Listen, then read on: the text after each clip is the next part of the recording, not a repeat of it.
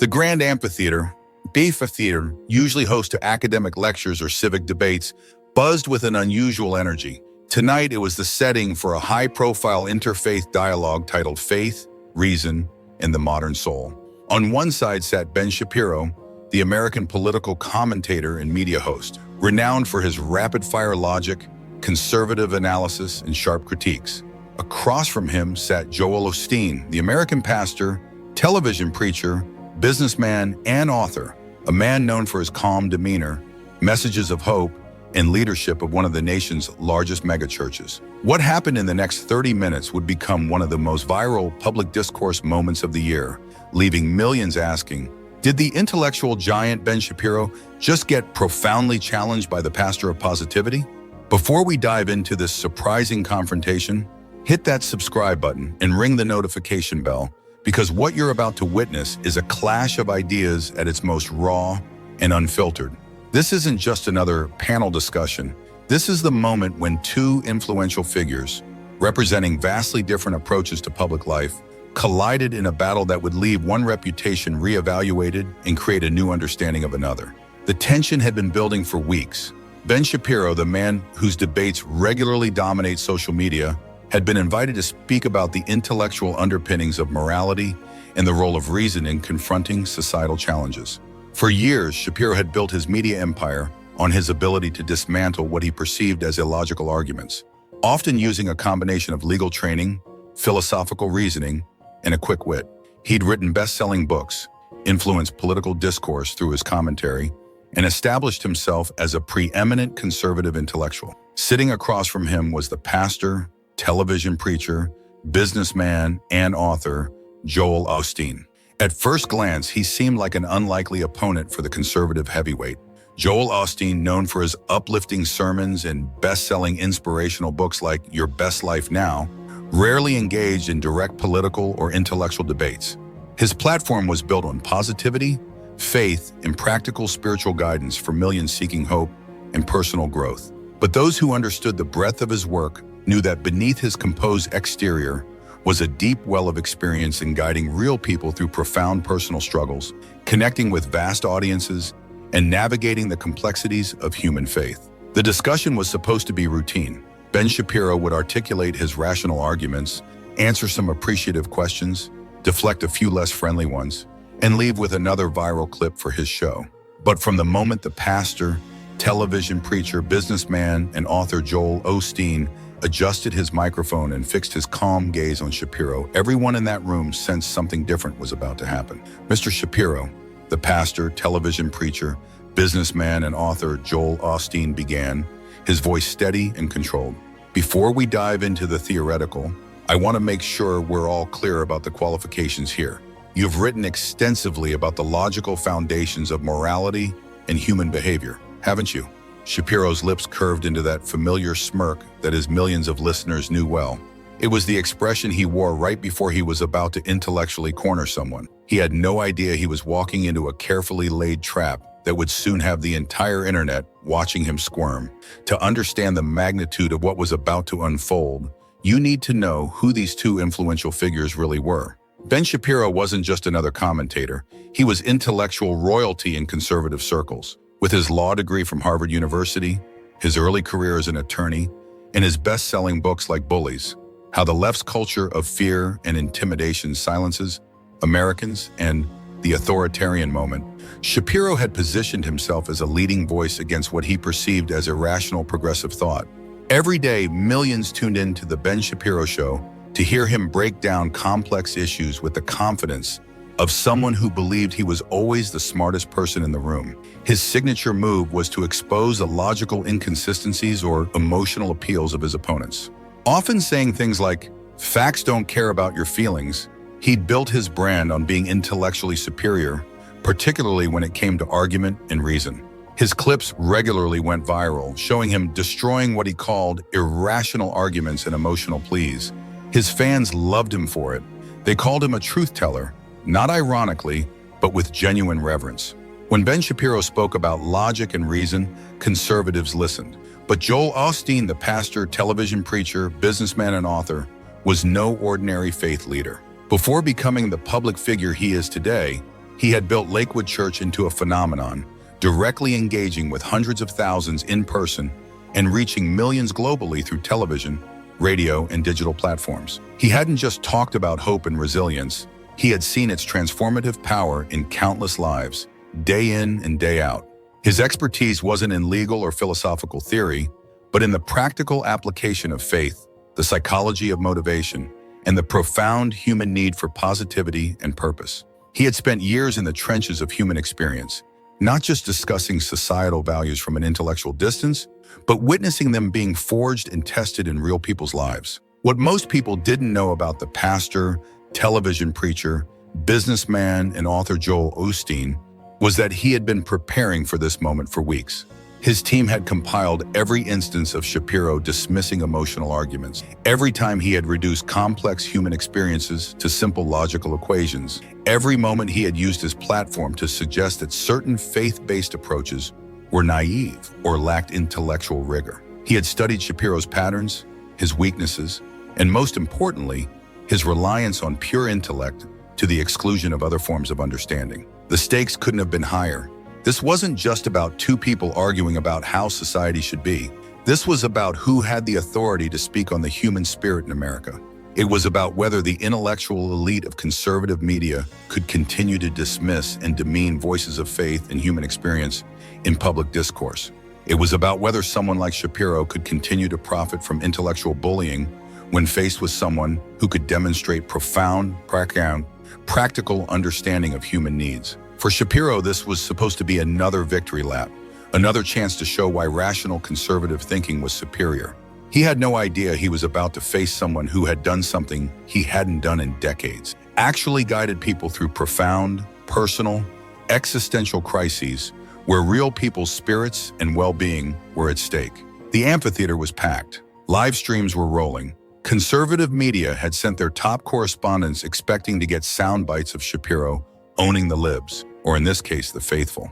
Liberal outlets were there too, hoping someone might finally land a blow on the seemingly untouchable media host. Social media was already buzzing with anticipation. The hashtag #Shapiro vs. Osteen was trending before the first real question was even asked. Behind Shapiro sat his team of researchers and assistants, armed with binders full of philosophical citations and historical data. Behind Joel Osteen sat a single aide with an iPad. He didn't need a team. He had something Shapiro didn't expect: actual practical experience with human spirituality and a strategy that would use Shapiro's own intellectual certainty against him. The first few minutes of discussion seemed to go exactly as Shapiro expected. He answered questions about the logical flaws in modern ethical movements with his trademark confidence, quoting philosophers from memory and name-dropping historical figures like they were personal friends. The moderator, attempting to be balanced, lobbed questions that allowed him to showcase his knowledge. He was in his element, performing for the cameras with the same energy he brought to his show. Then it was the pastor, television preacher, businessman, and author Joel Osteen's turn to speak directly to Shapiro. "Mr. Shapiro," he began, his tone professional, but with an edge that made everyone lean forward.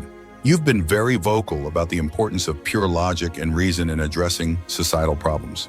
In fact, just last month on your show, you said, and I quote, 'Many people cling to faith not out of conviction, but out of a fear of confronting the cold, hard logic of reality.' Do you remember saying that?" Shapiro adjusted his glasses, a gesture his fans recognized as him preparing to go on the attack. "I say a lot of things on my show, Pastor Osteen, but yes, I stand by the fact that many avoid intellectual rigor by retreating into emotional or faith-based comfort zones. I see," the pastor, television preacher, businessman, and author Joel Osteen responded, shuffling some notes in front of him. "And you've also said multiple times that emotional arguments are, quote, intellectually flaccid and lead to poor decisions. Is that also something you stand by?" The room grew quieter. Some members of the audience started to shift uncomfortably. They could sense Joel Osteen was building to something. Shapiro's voice grew stronger, more defiant. "Absolutely. The degradation of public discourse in this country is a serious problem. When you have people more concerned with how they feel than what is true, when you have solutions based on sentiment rather than analysis, then yes, I call that intellectual flaccidity." A murmur rippled through the audience. Some of the younger attendees exchanged glances. They knew Joel Osteen had just gotten Shapiro to double down on exactly what he wanted him to say. Interesting, the pastor, television preacher, businessman and author Joel Osteen said, his voice remaining calm despite the inflammatory nature of Shapiro's comments. So you believe you can assess the quality of someone's approach to life's challenges, their resilience, and their well-being, better than, say, someone who spends their life directly guiding individuals through those very challenges? Shapiro leaned back in his chair, his confidence growing. He thought he was winning. Pastor Osteen, understanding human psychology on a case-by-case basis doesn't make one an expert in universal truths or logical policy. I've forgotten more about philosophical reasoning than most faith leaders will ever know. That's when Joel Osteen's approach shifted. He pulled out a thick folder and opened it slowly, deliberately, making sure the cameras caught every movement. Mr. Shapiro, let's test that theory. You often speak of the importance of self-reliance and individual responsibility, correct? Correct. Core tenets of conservative thought, Shapiro affirmed. And you often attribute suffering or hardship to a lack of logical decision-making or personal discipline. Shapiro's jaw tightened slightly. Often, yes. While external factors exist, personal choices play a significant role. I see. And when was the last time you actually sat with someone who lost everything in a natural disaster? Not talked about it on the radio, but actually sat across from a mother who lost her home, her family photos, her sense of security, and listened to her describe the complete, utter breakdown of her personal logic and planning through no fault of her own? The room was now completely silent, except for the subtle whir of the live stream cameras adjusting their focus. Shapiro's face reddened slightly. My work focuses on broader policy and philosophical principles. I didn't ask about your philosophical principles, Mr. Shapiro. I asked, when was the last time you provided practical, spiritual comfort to someone who was questioning their very existence after a profound loss? When was the last time you had to help someone find meaning and hope when their logical world had completely collapsed around them? When was the last time you had to minister to a grieving family, not with an intellectual critique of their choices, but with a message of spiritual healing? This is ridiculous, Shapiro shot back, his famous temper starting to show. My credentials speak for themselves. I've debated atheists, socialists, and progressives on these very issues. Debated, Joel Osteen interrupted, something he rarely did but timed perfectly for effect. You've debated. I've walked through hospitals, sat in homes, and stood on platforms helping people find strength when they felt they had none. You talk about morality from a podium. I've seen it forged in the fires of personal tragedy. You critique emotional responses from behind a microphone. I've helped people harness faith and positive outlook to rebuild their lives. So let me ask you something, Mr. Shapiro, and I'd like a straight answer. Do you think your decades of media commentary make you more qualified to speak on the practical application of hope and resilience than someone who has actually practiced it in the lives of millions? Shapiro's face was now fully red. His hands gripped the table. This wasn't going according to plan. My record speaks for itself. I've influenced more intellectual thinking in this country than your record. Your record, Joel Osteen cut in again, now pulling out document after document from his folder. Let's talk about your record. On January 15th of this year, you said on your show that hope without a rational basis is simply delusion. Would you like to correct that statement now, or should I explain to the audience why that fundamentally misunderstands the human spirit's capacity for faith? A few scholars in the audience actually gasped.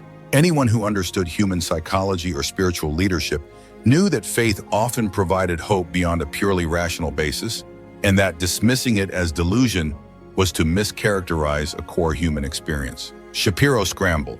That's taken out of context. I was speaking about on February 22nd, Joel Osteen continued, not giving him a chance to recover. You claim that the primary driver of lasting change is a logical assessment of one's circumstances, not emotional uplift. Should I pull up testimonials from hundreds of thousands of people who found strength through spiritual uplift to show you how wrong that is?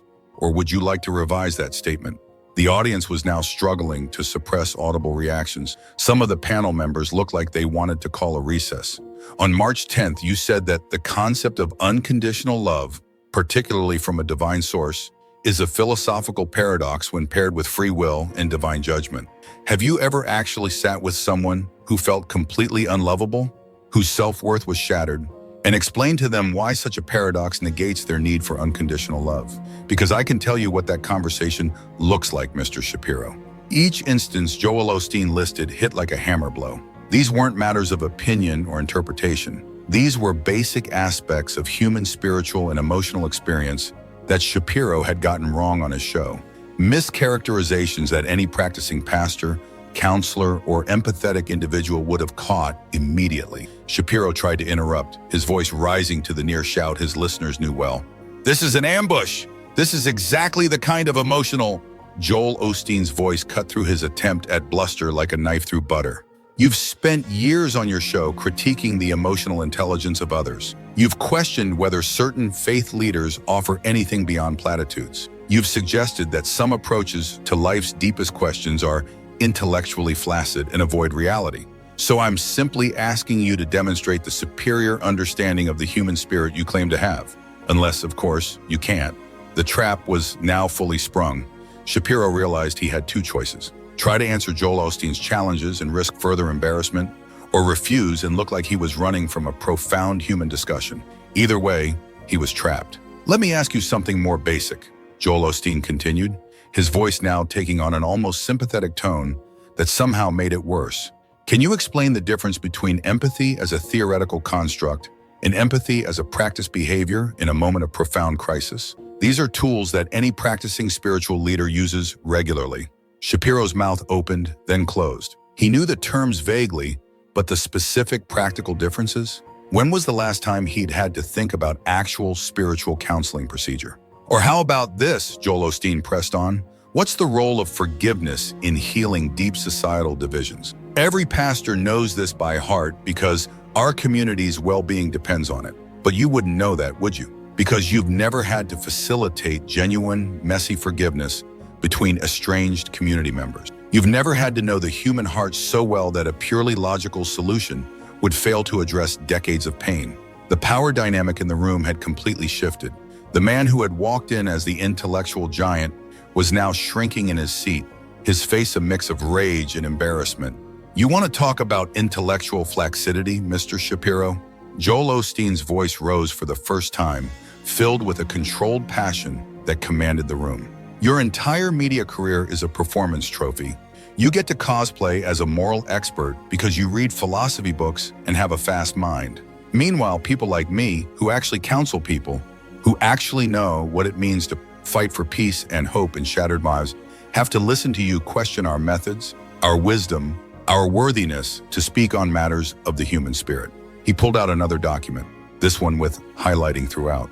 "This is a transcript from your show dated April 5th where you said, and I quote, 'These prosperity gospel preachers offer feel-good pablum that avoids real intellectual engagement with suffering.' Well, Mr. Shapiro, we've been here for 15 minutes and you haven't correctly addressed a single substantive question I've asked about the practical realities of human suffering or spiritual resilience. So who exactly is avoiding real intellectual engagement here?" The room erupted. The audience couldn't contain themselves anymore. Some actually applauded before the moderator gavelled for order. But the damage was done. Ben Shapiro, the great conservative intellectual, had been thoroughly exposed on national television by the pastor, television preacher, businessman, and author Joel Osteen, a man he would have dismissed as offering pablum just moments before. But Joel Osteen wasn't done. He had saved his most devastating blow for last. "Mr. Shapiro, I want to give you one more chance to redeem yourself. One simple question that any seasoned pastor or empathetic community leader could answer. In fact, it's so basic that it's often the foundation of our work. Can you explain the practical difference between intellectual critique of an individual's struggle and offering genuine, actionable comfort and support in a moment of despair, and how that support impacts long-term resilience?" This was it. This was human connection 101. Basic pastoral care that anyone claiming to be an expert on human behavior should be able to explain in their sleep. The entire room waited. Shapiro started to speak, his voice lacking its usual bombast. "The difference is, one is a logical assessment, the other is emotional resonance." He was fumbling. Ben Shapiro, who had spent decades lecturing America about reason and logic, was fumbling through an explanation that any spiritual leader could give. "Let me help you," Joel Osteen said, his tone now almost pitying. "Intellectual critique, while valuable in academic settings, often exacerbates despair in a crisis because it isolates the individual from their feelings, making them feel judged or misunderstood. Genuine, actionable comfort and support, on the other hand, validate the individual's experience, affirm their worth, and provide a pathway to healing by fostering connection and hope. This isn't complex philosophy, Mr. Shapiro. This is what we practice every single day in ministry. This is what helps people stand back up after being knocked down. It is the bridge between theory and a life lived with purpose. The silence that followed was deafening. Even the event organizers couldn't look at Shapiro. He had been thoroughly, completely, and publicly demolished. But Joel Osteen saved his final stroke for last. He pulled out one more document, holding it up for the cameras to see. This, Mr. Shapiro, isn't a diploma from Harvard Law, which I deeply respect. This is a compilation of letters from individuals whose lives were transformed, not by a logical debate, but by finding hope through faith and community. This is my experience leading one of the largest churches in America, engaging with the raw, messy reality of human lives. And these, he pulled out a stack of papers, are just a few of the initiatives we've launched, the communities we've rebuilt, the practical aid we've provided through actual ministry. Not theory, not media commentary, real spiritual work. He leaned forward, his eyes never leaving Shapiro's increasingly pale face. You see, Mr. Shapiro, the difference between you and me isn't that you went to Harvard and I didn't. It's not that you're a man of intellectual debate and I'm a man of faith. The difference is that I'm a pastor, a spiritual guide, a builder of hope who does real work in people's lives. You're a political commentator who used to be a lawyer and has been dining out on intellectual debate ever since, while having the audacity to question the practical wisdom of those of us who actually guide people through life's most profound challenges. He paused, letting the weight of his words settle over the room like a heavy blanket. So the next time you want to dismiss someone's faith as pablum on your show, the next time you want to suggest that emotional or spiritual responses are intellectually flaccid, I want you to remember this moment. I want you to remember that when you finally face someone who has actually practiced hope and resilience in the lives of millions, you couldn't answer basic questions about human empathy and practical spiritual support that any seasoned faith leader would know. Shapiro tried one more time to salvage something, anything from this disaster. This is a mischaracterization. This is no, Mr. Shapiro, Joel Osteen interrupted one final time. This is what happens when you build a career on intellectual arrogance and condescension without the practical understanding to back it up. This is what happens when you mistake having a platform for having profound human expertise. This is what happens when someone who actually knows what they're talking about finally calls your bluff. He began gathering his papers, organizing them with the precision of someone who had just won the biggest discussion of his career. I have no further questions for this panelist, Mr. Moderator. I think Mr. Shapiro's qualifications to speak on the practical application of faith and human resilience have been sufficiently clarified for the record. The moderator gavelled for order, but it was merely a formality. Everyone in that room knew they had just witnessed something extraordinary. Ben Shapiro, the man who had built an empire on his supposed intellectual brilliance, had been exposed as exactly what his critics had always suspected. A sharp debater who sometimes lacked practical, empathetic understanding of the human condition, coasting on his intellectual prowess while attacking the practical wisdom of people who were actually doing the work of guiding souls. As Shapiro sat there, his face cycling through shades of red and purple, his hands trembling with rage and humiliation, the cameras caught every second of it. His staff behind him looked shell-shocked. They had come expecting to collect clips of their boss owning the libs. Instead, they were watching his reputation crumble in real time on national television. The moderator, visibly flustered, called for a brief recess. He couldn't even look at Shapiro as he made the announcement. The conservative media figures in the audience were already on their phones, some trying to figure out how to spin this, others already distancing themselves from what they knew would be a catastrophic news cycle. Meanwhile, Joel Osteen, the pastor, television preacher, businessman, and author, stood up, straightened his suit, and walked out of the amphitheater with the quiet confidence of someone who had just changed the game. He didn't gloat, he didn't celebrate, he had done what he came to do: expose a perceived intellectual arrogance that demeaned the profound work of people like him. And he had done it using nothing but practical examples, real-world experience, and the kind of preparation that comes from actually being a spiritual guide. As he passed Shapiro's table, he paused for just a moment. "Mr. Shapiro," he said quietly, but loud enough for the microphones to pick up. "I'll be listening to your show tonight. I'm curious to hear how you'll spin this. Although, given your performance today, I'm not sure you truly understand what hope means in a practical context either." The final blow landed with surgical precision. Shapiro's mouth opened as if to respond, but nothing came out. For perhaps the first time in his professional life, Ben Shapiro had nothing to say. Within minutes of the recess being called, the clip was everywhere. Osteen profoundly challenges Shapiro, shot to the top of Twitter's trending topics faster than any political hashtag in recent memory. The video of Joel Osteen methodically dismantling Shapiro's arguments about human resilience and faith was being shared across every social media platform. Progressive accounts and faith-based commentators were calling it the most satisfying public discourse moment in history. Even some conservative commentators were admitting that Shapiro had been unprepared and outmatched. The first major outlet to pick up the story was Politico, with a headline that would become infamous: "The intellectual giant stumbles. Ben Shapiro confronted on empathy and faith in catastrophic public dialogue." The article detailed every mischaracterization Shapiro had made, complete with fact checks from theologians and psychologists who confirmed that Joel Osteen's corrections were accurate about the nature of human faith and resilience. CNN's cultural analyst, watching from his office, immediately tweeted, "I've covered public discourse for 30 years. What Joel Osteen just did to Ben Shapiro was the most thorough intellectual dismantling I've ever witnessed in a public forum." He didn't just win the argument, he exposed Shapiro as someone who fundamentally doesn't understand the human spirit he claims to analyze. Even Fox News, Shapiro's ideological home, struggled to defend him. When asked for comment during the Five, Greg Gutfeld awkwardly joked that sometimes you have bad days, while Jesse Waters tried to change the subject to immigration. Only Sean Hannity attempted a defense, claiming Joel Osteen had ambushed Shapiro with gotcha questions. But even his heart didn't seem to be in it. The real devastation came from spirituality Twitter and psychology Twitter. Academics and faith leaders who had been quiet about Shapiro's dismissals of faith for years finally felt free to speak up.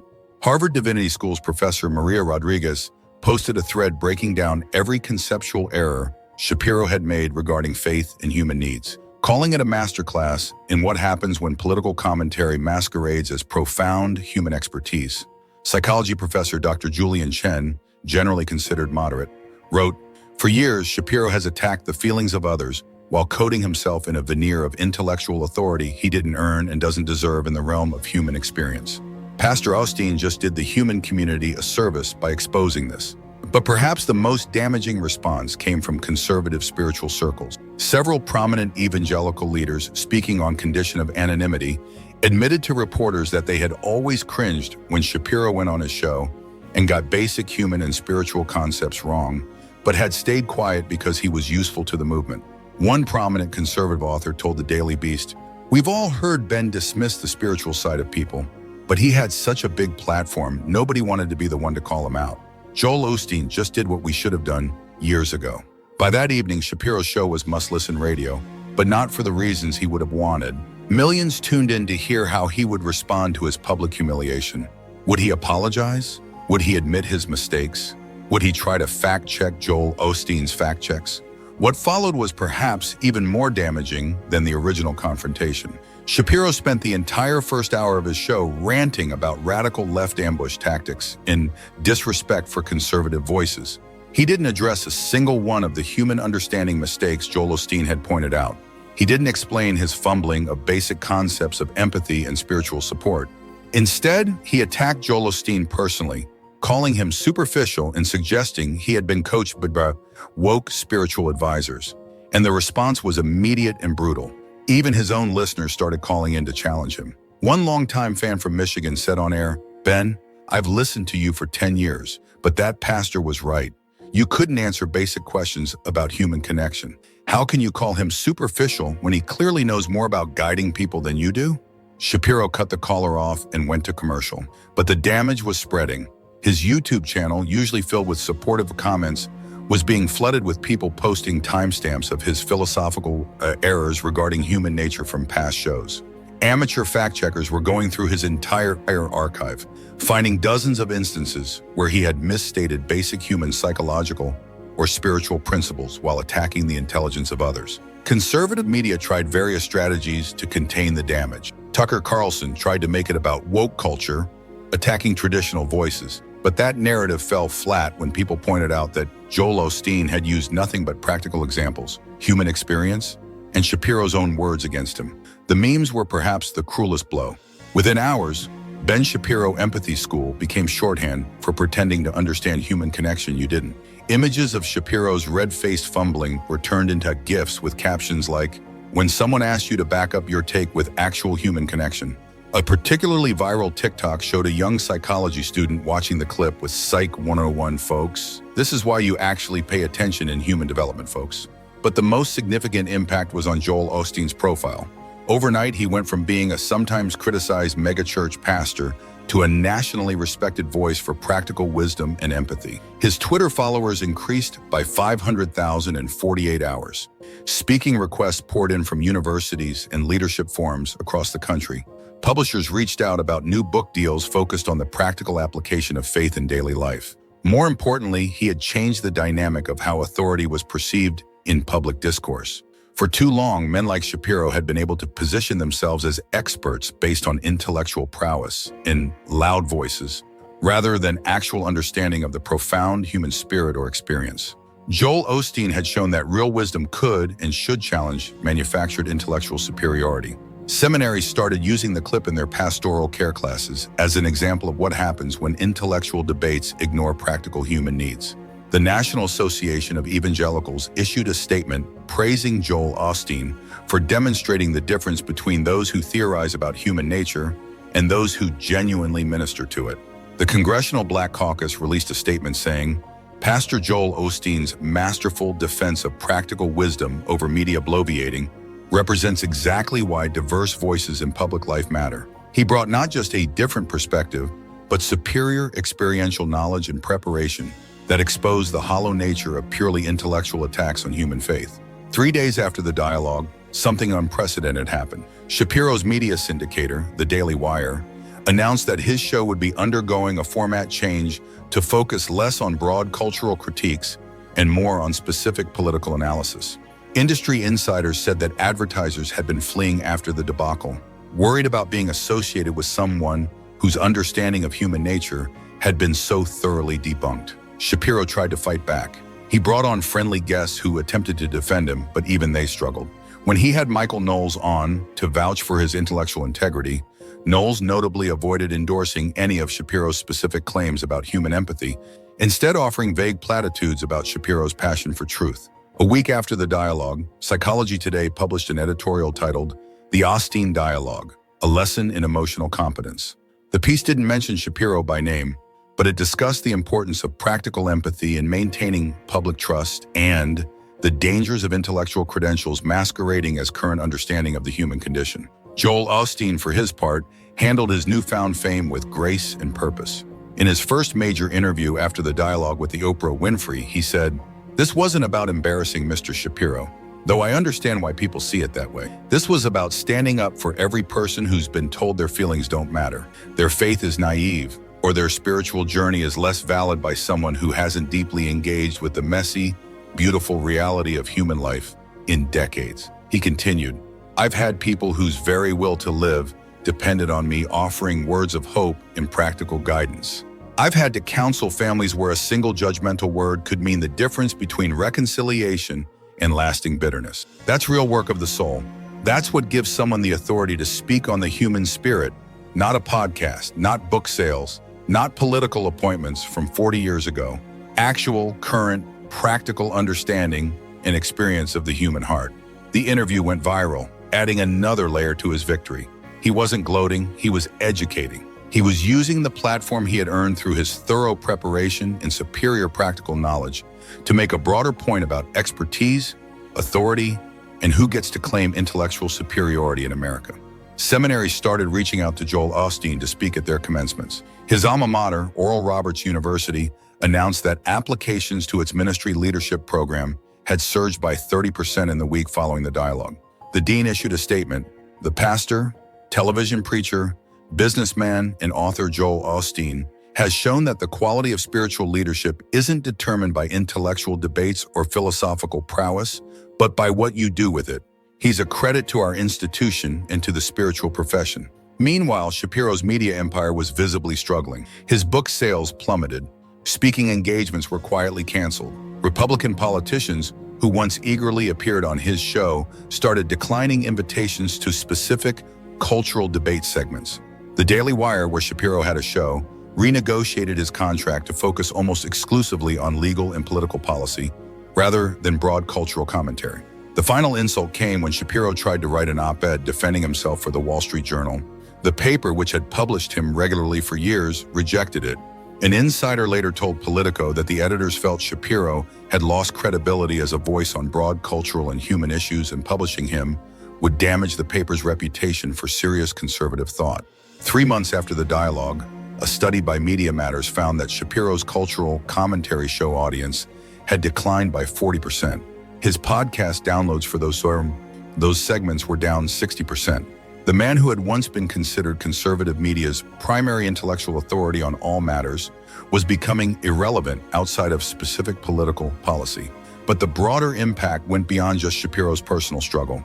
The dialogue had started a national conversation about expertise and authority beyond pure intellect. Other conservative commentators became noticeably more careful about overstating their understanding of human psychology or spiritual needs. Liberal commentators, emboldened by Joel Osteen's example, started more aggressively fact-checking claims made on conservative media regarding human experience. The phrase "pulling an Osteen" entered the public lexicon, meaning to thoroughly prepare to demolish someone's false claims of human expertise through practical experience and empathy. Joel Osteen's influence also got a boost. His messages of hope reached new, broader audiences. His voice carried more weight in discussions about societal well-being and community healing. When he spoke about the human spirit, even purely intellectual commentators listened with newfound respect. He had proven that he wasn't just another preacher talking about faith. He was a serious spiritual leader who happened to connect with millions. 6 months after the event, Joel Osteen was invited to give the keynote address at the National Council of Churches annual convention. His speech, titled "The Practice of Empathy versus the Performance of Intellect," was a meditation on how actual spiritual work differed from punditry. He never mentioned Shapiro by name, but everyone knew what had inspired it. "Too often," he said to the packed auditorium, "we allow those who perform intellect on television or radio to claim the same authority as those who practice human connection in communities. We allow volume to substitute for wisdom, confidence to substitute for compassion, and platforms to substitute for profound experience. But the human spirit is not a performance, it's a practice. It requires constant engagement, constant updating, constant empathy with real lives and real consequences." The speech received a 5-minute standing ovation. Spirituality Twitter called it the final nail in the coffin of performative intellectual expertise. Even some conservative spiritual leaders admitted privately that he had a point.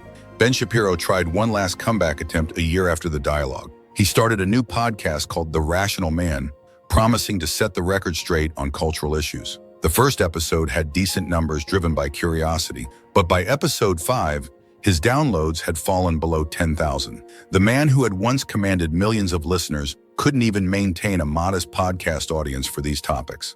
The final twist came when Oral Roberts University announced the creation of the Joel Osteen Chair in Practical Spirituality, funded by donations that poured in after the dialogue. The endowment was specifically for professors who combine academic theology with practical ministry experience. At the announcement, Joel Osteen said, "This chair represents the idea that the best spiritual education combines theory with practice, books with real-world human experience, study with empathy.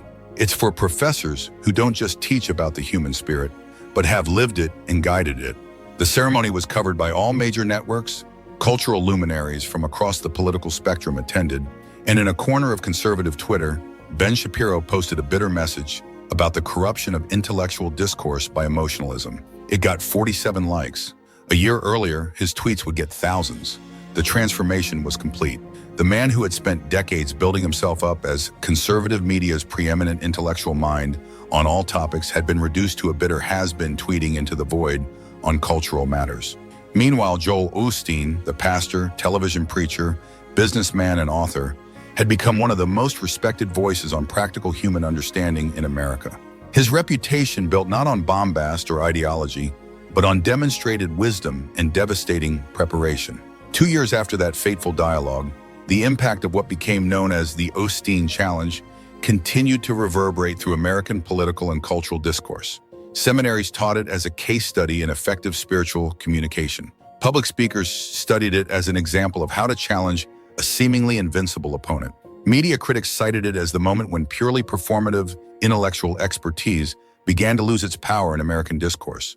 Joel Osteen went on to expand his global outreach, advocating for empathy and practical hope. His new best-selling book, Practice Over Performance, Reclaiming Wisdom in American Life, became required reading in many psychology and ministry programs. He never forgot the lesson he taught that day, that real understanding, backed by experience and genuine connection, would always triumph over bluster and detached intellectualism. In every sermon, every interview, he brought the same meticulous preparation that had profoundly challenged Ben Shapiro. He became known as perhaps the most genuinely empathetic and practically wise public figure, someone who never made claims about the human spirit he couldn't back up with real-world examples. Ben Shapiro's fall from grace on cultural commentary became a cautionary tale in conservative media.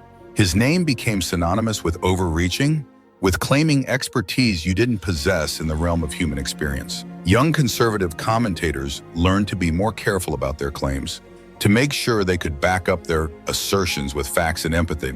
The era of the bloviating intellectual expert on all topics was ending, replaced by a demand for real knowledge and genuine understanding. The broader public discourse also felt the impact. Commentators became more careful about making broad, unsupported claims about human psychology or spiritual needs. The standard for cultural commentary had been raised, and it was Joel Osteen who had raised it. In seminaries and psychology departments across the country, a new generation of leaders studied the Osteen dialogue as an example of how to use practical wisdom as power. They learned that preparation could overcome prejudice, that empathy could defeat intellectual fame, and that real experience would always expose false authority.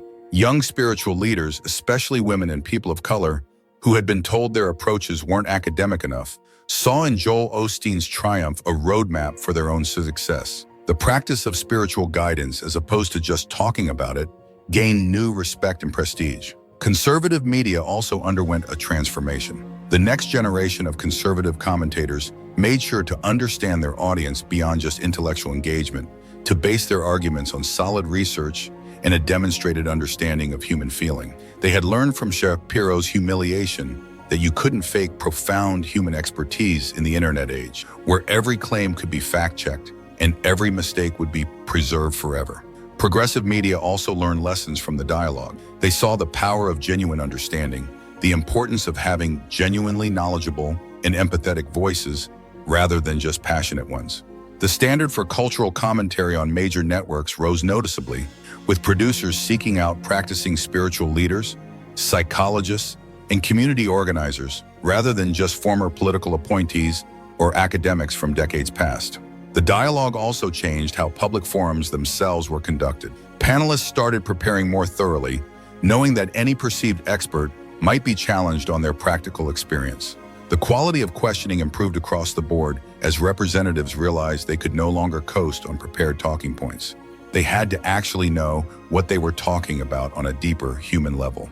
5 years after the dialogue that changed everything, Joel Osteen, the pastor, television preacher, businessman, and author, stood before a global audience at the United Nations, giving a major address on the role of hope and resilience in international relations. He had taken a leave from his church to personally advocate for a new global initiative, saying it was too important to leave to anyone else. As he stood at the podium, preparing to address world leaders, observers noted the extraordinary journey that had brought him there. From a megachurch pastor to a global advocate for human well-being, Joel Osteen had proven that merit wasn't about intellectual pedigree, but about practical experience, profound understanding, and the courage to stand up to false authority. His profound challenge of Ben Shapiro had been just the beginning of a career that would reshape American and international discourse on human connection. As he began his argument, clear and confident, citing real-world examples and human testimonies with the ease of someone who had been preparing for this moment his entire life, Observers couldn't help but think back to that amphitheater dialogue years earlier, the moment when a calm pastor had stood up to an intellectual blowhard and shown the world the difference between talking about the human spirit and knowing the human spirit. Ben Shapiro, meanwhile, had disappeared almost entirely from broad cultural commentary. His cultural segments had been canceled after ratings collapsed. His books on cultural issues stopped selling. His social media accounts, once followed by millions for all topics, had dwindled to a few thousand bitter supporters who still insisted he had been ambushed and treated unfairly. He had become a footnote, a cautionary tale told in media studies classes about the dangers of hubris and the importance of maintaining genuine expertise across all claimed domains. But his struggle had served a purpose. It had shown that in an age of information, you couldn't fake profound human understanding forever. It had proven that practical experience and genuine empathy would always triumph over bluster and false authority. It had demonstrated that the old gatekeepers of knowledge, the men who had claimed intellectual superiority based on academic credentials and loud voices, could be challenged and defeated by those who actually did the real work of caring for the human soul. Public discourse was stronger for it, and a new generation of leaders and thinkers had learned that the path to authority wasn't through claiming expertise, but through demonstrating it. Not through talking about the human condition, but through practicing empathy and guidance. Not through mocking others' approaches, but through proving your own profound understanding. As Joel Osteen finished his UN address to sustained applause from the gallery, a rare occurrence in that solemn chamber, he thought back to that day in the amphitheater, the day he had decided that enough was enough, that someone needed to stand up to the Ben Shapiros of the world and show them that real expertise couldn't be faked, that genuine knowledge would always expose false authority. He had done more than just challenge Ben Shapiro that day. He had set a new standard for what it meant to be an expert on the human condition in America. And that standard, based on current understanding, practical experience, and thorough preparation rather than old credentials and loud voices, would shape American and global discourse for generations to come. The lesson was clear. In the battle between performance and practice, between talking about expertise and actually having it, between false authority and genuine knowledge, the truth would always win. It just needed someone with the courage, preparation, and skill to reveal it. Joel